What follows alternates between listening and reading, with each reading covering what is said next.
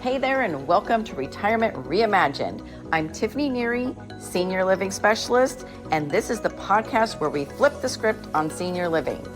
Whether you're a retiree ready to take on a new adventure or just curious about how to make the most of your golden years, you're in the right place. Join me and our amazing expert guests as we dive into everything from hitting the road in an RV, getting your financial ducks in a row, exploring the perks of a reverse mortgage, or just figuring out how to link that smartphone to your car. We're here to inspire, inform, and give you practical tips to live your best retired life. So buckle up, tune in, and let's reimagine what retirement can truly be. Hi, Lucy. Welcome to Retirement Reimagined. Your subject matter, I love talking about it, and sometimes it gets a little emotional. So we're going to dive into what you do, why you do it, and how did you come upon this? How did you start working with seniors? I always like to know how people got into it, their why. So if you would tell us a little about yourself. Hi, thanks so much for having me. So, my company name is called The Kind Organizer, and I actually started this business alongside my mom. And I always call her the original organizer before it became a trend and before labelers were even a thing. My mom was the ultimate organizer. We grew up that way.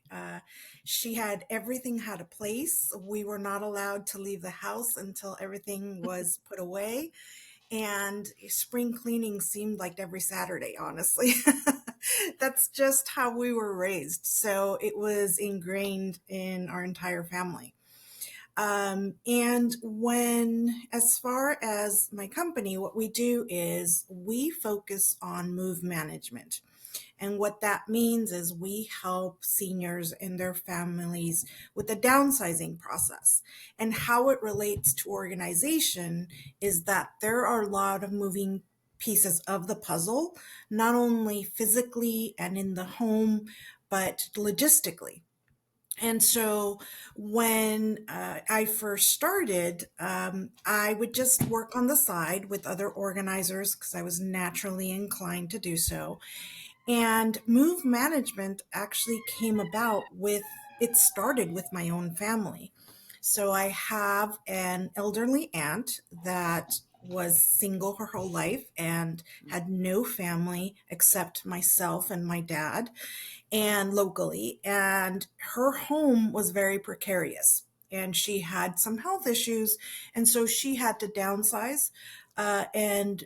We always said she was like a fall away from disaster. She had horrible steps going into her home Oof. and one trip. And honestly, that would have been the end of her. So Yeah. we basically helped her downsize, and myself and a cousin of mine.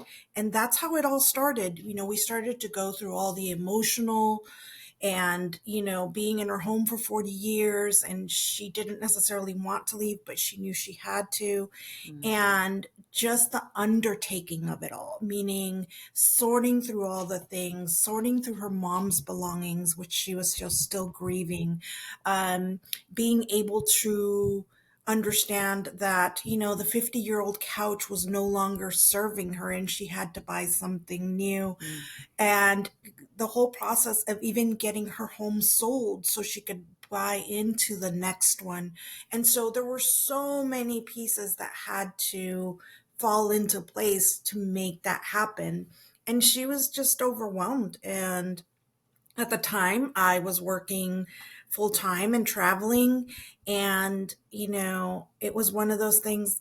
What am I going to do? Not help? Of course. So I enlisted one other cousin, and it was a huge undertaking. But to this day, she's still thriving. She's in assisted living now, and she's much more social. And then it just started to trickle. She started to tell her friends, and then it became a thing. So that's how I got into it. And I've done this multiple times for my parents as well. So it's a process. Now, did you find that you just mentioned when you moved her and Hmm. got her out of her area or her Hmm. 40 years of stuff of Right. memories, Hmm. she maybe opened up a little bit, kind of blossomed a little bit. Did you see She that? did. She was really isolated. She was in a neighborhood that unfortunately was on a decline. And but on top of that, it was very a lot of small families, starter homes, that type of thing, which is fine. But there was no one for her to really interact with. And because of the precarious situation of her stairs were really dangerous. Okay. She didn't leave her home unless she absolutely had to. So Okay. she was really isolated. And when we moved her the first time, we moved her into a 55 plus community, and she became the social Ah, butterfly and started going to tai chi classes and all these things. Her world just opened up. And what was interesting is when we started the process, she was super resistant. She knew she had to, but she kept kind of backpedaling. Never mind, I don't want to do this. Never mind, I don't want to do this. And it was the fear of the unknown, and just the overwhelm of the amount of details that she had to look after, being afraid of being taken advantage, not really having sold a house in 40 years, she really didn't know what the expectations were anymore, what had changed. mm, There were just so many pieces. But once we got over the hump and we got the house sold and we got her into that 55 plus community, just her world completely changed. And then, she enjoyed that home for like 10 years. And then she hit a point where she needed to go into assisted living. But that transition was a lot easier because she had already been through it. And so she understood, okay, I've done this before and it's not as daunting as it was the very first time. And I know I need more assistance. So she knew she had to downsize again, which we helped her again. And we moved her into assisted living, and she got to continue that social aspect of it, which was really the best thing. In addition to somebody was cleaning her home now, or her little apartment, somebody, everybody's doing their meals for her. She doesn't have to cook any longer. Laundry service. I mean, she said, "Oh my God, I should have done this 10 she's years living her ago." best life for Yeah, sure, even she though is. even though She's she is not in her own home anymore. Correct, Mhm. correct. So, but it was that very first transition that helped her to adapt into the second one. I think it would have been more difficult for Oh. her to go from the 40-year-old house into assisted living, which a lot of my clients do. And so Mm. that is a very difficult process, or it can be, especially because of the mentality. A lot of people have the perception that assisted living is like the convalescent homes of the 80s. It really isn't anymore. I mean, these are No, some it's very beautiful, cool. gorgeous places. If So, you're in a position to be able to pay a decent amount a month, you're correct. going to live a very fun and full rest of your Agreed. life. Agreed. Yeah. Yeah. So, I mean, there's pluses and minuses to all of Mhm. it. So, yeah. Mhm. And obviously there's emotional parts, and you mentioned some downsizing. However, Hmm. what if someone is in the home that's single story, it's safe, but they do have stuff? Hmm. So we don't necessarily have to downsize, but we do want to declutter Right. prior to aging out or having our children go through that. Right. After we're gone, we might want to get organized and say, Right. hey, I know cousin Sally really wanted this, these albums of these pictures. She's Right. the person that's going to keep the pictures together. Yeah. So do you work with people that are just, they're like, All the we got time. to get this stuff together? Yeah, and honestly, I really encourage people to do Mm, so. That's one of my, one of the missions that I have is for people to start downsizing their belongings. That's what I call it. And yes, decluttering, but downsizing the quantity of things that they have early on. And so the number one reason, and this doesn't really matter what age you are, honestly, but if you are of an advanced age, I always say start now and start a little bit at a time. And it's honestly one of the greatest gifts you can give your family. But on top of that, I say start early because you have still the ability to make that choice. You can make those decisions. You have that control over your belongings. At the end of the day, when I say if you wait too long, eventually that control will go away and someone else is going to make those decisions for you. That's And big. trust me, half the time, actually more than half the time, the adult children or the family members don't want to make those decisions for you, but they are forced to.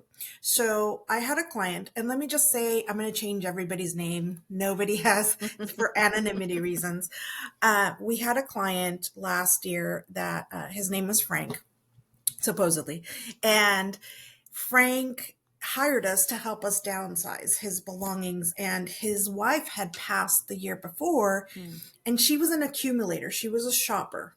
Okay. And he was very overwhelmed. And in his mind, he said, I was busy taking care of her, but I didn't realize what I was living in, the quantity of things. And she left all of that for him to deal with, and it was really hard for him because he had made the decision to go into assisted living, but he had to deal with all her stuff. And their adult children were far away, so they weren't in a position to be able to come and help. And so we came in and we helped him downsize and figure out what to do with everything. There were things new in the boxes, things up in the rafters. I've never seen that much furniture in my life in one home. And so trying to figure all out, it's thousands of decisions. And so we had to have a full team come and help him so we can get that accomplished in 1 month. But if people start earlier, if people say down the line, I don't plan to move. But many people, when they decide to age in place, their homes are the same as when they raised their children who have left the home 30, 40 years ago.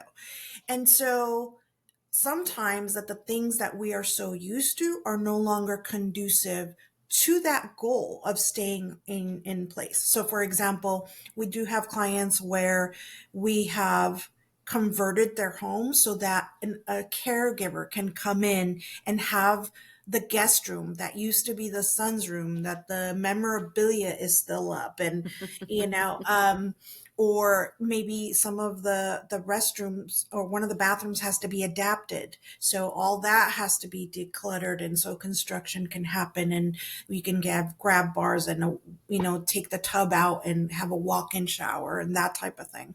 But sometimes modifications have to happen to the house, and when you have too much stuff, in addition to not being able to navigate your home effectively or or necessarily bring someone else in, it also raises the cost and time and effort of everything. The more stuff you have, the more you have to move aside, the more you have to clean, the more you have to hire someone to help you with all the things. So clutter can be very expensive in different ways, not only financially, but also emotionally and physically and mentally. So, at the end of the day, I keep telling people it doesn't matter what age you are, but if you are aging, it is important to get started while you're still able, while you're still healthy. And it doesn't have to be like we do and come in full teams. Not extreme. It doesn't have to No, be extreme. you It can can make be. it part of your daily 15 minutes a day. Oh, I don't need that. I'm going to donate, or I'm going to trash that, or I'm going to recycle that. Just a little bit at a time can make a big difference. So let's touch on the modifications real quick Mm-hmm. because um, I do reverse mortgages and Mm-hmm. I encourage people to at least ask questions Mm-hmm. regarding them. Right. They are definitely not your grandmother's reverse mortgage anymore. Agreed. So they can really help with health and safety issues, Mm-hmm. modifications for a live-in caregiver, Mm-hmm. modifications for shower, for Mm-hmm. accessibility. Correct. Um, Once you get the belongings in order, then Mm-hmm. the team can come in and really make the house special, Correct. manageable. Correct. You'd be surprised what they can do. So, Mm-hmm. but a lot of our seniors do not have lump sums of money. Right. And if you go to their financial advisor, I just had a podcast on a financial right, financial advisor right before you. So Mhm. we're talking about utilizing the money from your accounts Right. to do things for the home, Mhm. not necessarily a plan that your financial advisor had for you. Right. So the funds need to come from somewhere else. So if you are in a position, Mhm. raise your hand and talk to someone like myself that does reverse mortgages as their main business, not a side business. Right. Right. Yes. Right. So, okay, that's my little commercial for that because again, our seniors do not have lump sums of money for their roof or their patio or their Mhm. bathroom. Mhm. Yeah. And to that point, I have an existing client right now Mm-hmm. that we just cleared out a third of their home that was not being in use and that had fallen in disrepair, by the Oh, way. And so there were some mold issues because of a leaky roof and and they couldn't um see behind the belongings to see that. Very correct. dangerous for Yes, their whole living correct. situation. So we had to come in, clean it out, and in addition to the garage, and now that that is clear, their daughter is going to modify the home so she can move in so they can age in place Good, and she can become their caregiver. good. But when we started this process, the daughter came to me and said, I don't even know where to start. My parents aren't really on board, but they hadn't even seen that stuff for years. And unfortunately, it was a detriment to their health as well. And so but it's the same, it's kind of a vicious cycle and it's a catch 22 because you don't see the things that have been there for a long time, but they accumulate and they accumulate because you can't get to them either. So it's one of those things before it gets to that point, before you get too tired, before you get overwhelmed a little bit at a time so you don't have to encounter that. Well, and then you brought up a really good, and I'm going to go back to this. Sure. While you can control the situation Mhm. and control your belongings and control what happens, let's do that. Correct. Because again, family members don't want to make a mistake with your belongings and Mhm. figure, oh my gosh, this should have went to Aunt Betty and it went to Uncle Joe. So Mhm. sorry, Aunt Betty. Mhm. So yes, stay in control of your belongings and do it Mhm. sooner rather than later, little bit by little Mhm. bit. And yes, it Mhm. seems daunting until you call in a third party like Lucy, who Right. can just be Mhm. there as a guide and a cheerleader Mhm. and someone that is professional in what she does. Mhm. So yeah, that's beautiful. Thank you for the story. Sure. Let's see. Having the conversations with your family members. Yeah. I'm imagining if my parents were not opening to hearing about this, I would just book you to Mhm. come sit down with them. We're going to have a little brunchy brunch and we're going to have Lucy come and sit, walk around the home, give us some estimates, and tell us what she does. Is that kind of maybe something that happens? It does. And let me tell you, I mean, personally, it doesn't daunt me. Mhm. I don't recommend for starting that conversation with bringing in someone because it can cause a lot of stress. And the assumption usually is they're hiring a downsizer to get rid of all my stuff and then it becomes like a block. So this is one of the things that I'm super passionate about is we all have to start these conversations earlier. Whether we want to or not, we have to have them. And the more you wait, the harder they become. And so I often tell families when we get called in, there's usually a fire, so an emergency. Unfortunately, someone took a fall, or someone has a diagnosis, or for some reason or another, mom and dad or mom cannot return home and live on their own. And because those conversations weren't had ahead of time, it's super drastic. Example, I had a client, her name was Jamie. And Jamie's daughter called me and said, hey, my dad passed away 5 years ago. We are on the other side of the country, my brother and I, and we have to get mom out of there and bring her close to us. She was just diagnosed with dementia. Mm. So not only was mom grieving her husband, dealing with a new diagnosis, she was told she had to leave her home of 50 years That's a lot. all at once. Mm. And so these conversations never took place prior to that. And it was really hard for them. For me, it wasn't, because I came in and I have this little thing with my team. And I always tell my team, you guys are good cops. I'm bad cop.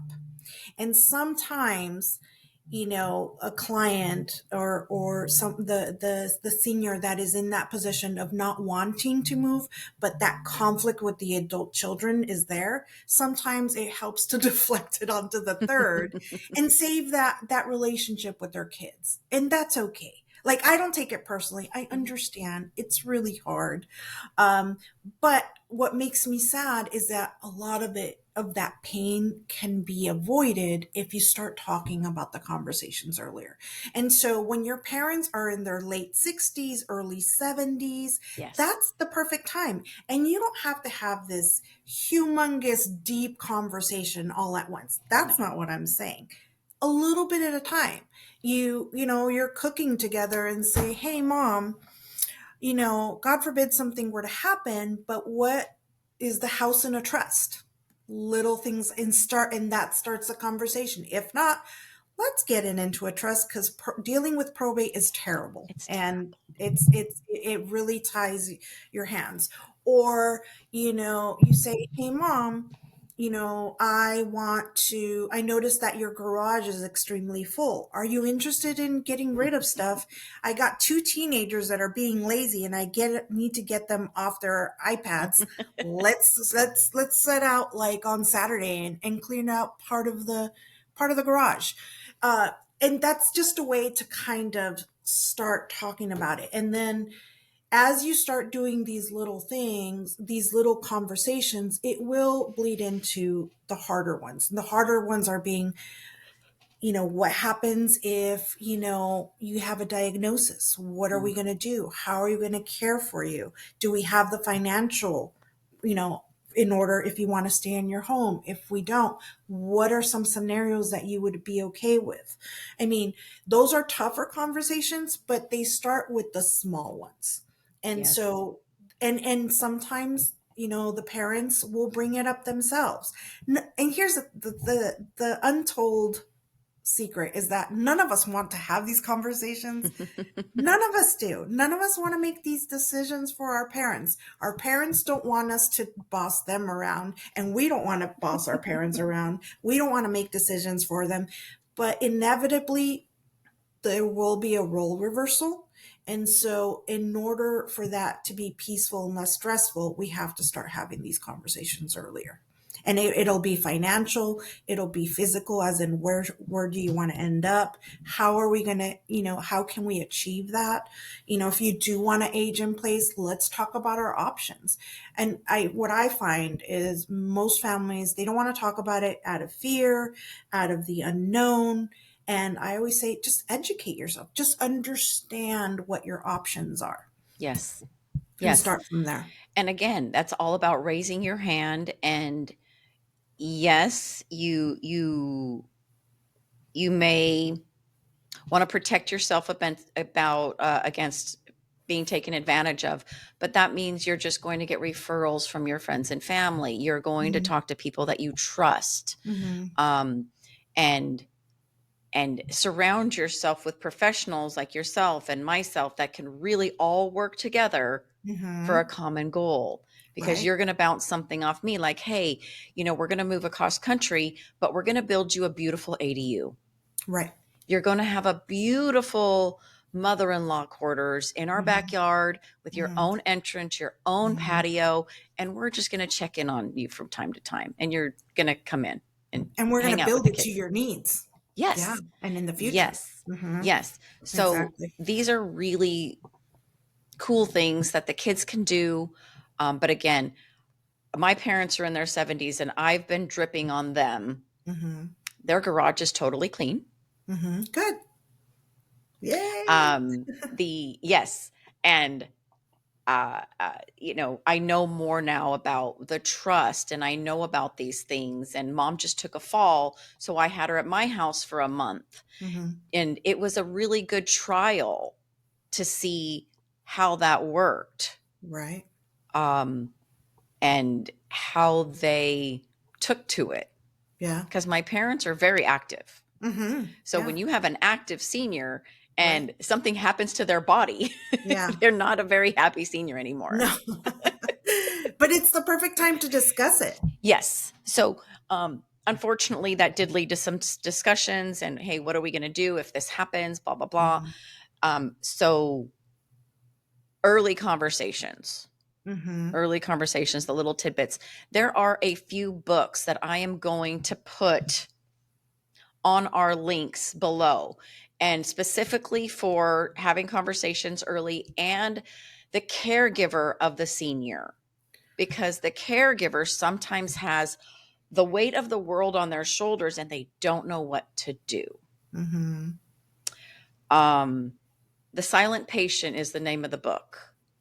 It's it's beautiful, it's heartwarming. It gives you a roadmap of what to do as the caregiver. I think it's appropriate, and it is a job 100%. because you feel like now you're just completely obligated to stay in the home and not have your own life or not bring someone else in to your heart because your heart is being busy, Right. Right. taking care of people. Yeah. And so, all right. In closing, what are your words of wisdom aside from early conversation? I swear I could drill that one day in and day out because nobody has them. Uh, Start small. Mhm. When like I said, it doesn't matter what age you're. Clutter affects us all. I Mm, always I always associate it to, if you look at your bedroom and you compare it to a pristine hotel room, what is that feeling you have? mm, And so everybody likes a beautiful hotel room for that reason. It's calming. Your environment does affect your day to day, your psyche, the amount of work you put in. So I always tell people I do what I call is cherry picking. I cherry pick constantly and I say, do I really need this? How does this serve me? And that's probably my favorite line of all. When you struggle to get rid of things, and by the way, I'm not wasteful. I'm not one to throw things away. I try to donate as much as I can. But you have to ask yourself, how does this serve me? When is the last time I truly used this? yes. And can it benefit someone else? And Yes. that is the way to get started, honestly. And, at the end of the day, hopefully you don't need me because when I come in, I gently, but I will push to help you get to those decisions at the end of the day for your own benefit. Well, because you know the outcome. You've got the stories that are heartwarming, and the Mhm. clients appreciate it after the hard work is done. Yeah. Yeah. Yes. So I like that. I use that a lot. Does this serve me? I do that with people sometimes, Yeah. because sometimes people come into your world like, ooh, Yeah. toxic. Yeah. Ooh. Exactly.